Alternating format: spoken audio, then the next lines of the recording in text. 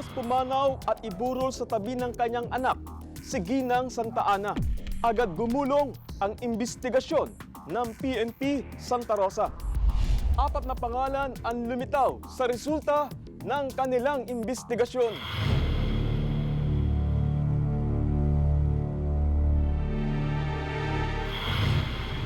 Matapos makuha na ng salaysay ang 2 teknisyan na empleyado ng subcontractor ng telecom company, 4 na pangalan ang inihandang sampahan ng PNP, kabilang na si David De La Cruz, ang pangunahing sospek.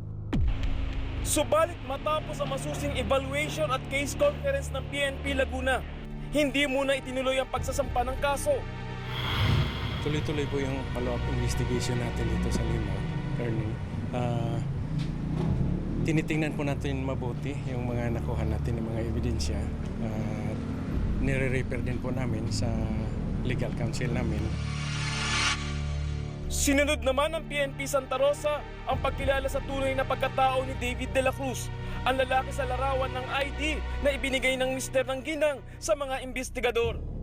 Kung sino man po Napagkalamang gawa-gawa lamang ang pangalan David De La Cruz at ang tunay na pangalan ng lalaki sa larawan na nasa ID ay si Christopher Oliveros, isang engineer ng Globe Telecom. Subalit itinanggi ni Oliveros ang pagkakaugnay niya sa krimen at sinasabing biktima raw siya ng identity theft sapagkat kinuha ang kanyang larawan mula sa kanyang social media account. Kaya naman humiling ang pulisya sa Globe Telecom at kay Oliveros na makipagtulungan sa ginagawa nilang investigasyon. Mas maganda po sana kung voluntary na po, magtulungan po kung ano po yung mga kailangan namin na hinihingi namin sa kanila. Sana po kusang ibibigay na lang po nila. Humarap din sa media si Ricardo, ang asawa ni Pearl Helen, para humiling ng hustisya. Kung sino ka man po, sana makita mo na kung may pamilya ka, makita mo kung ano yung ginawa mo sa pamilya ko.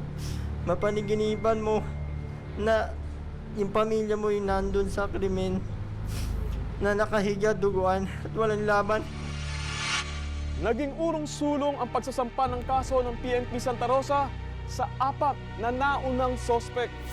Pero sa paggulong pa ng kaso, maging ang mister ni Per Helen ay naging person of interest na rin ng mga otoridad. Kaya ang NBI at ang Public Attorney's Office tumulong na rin para mapabilis ang paggulong ng kaso.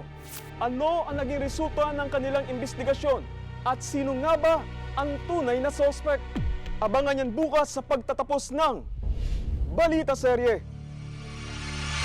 Be sure to come back. Use 5 everywhere. Copyright 2016.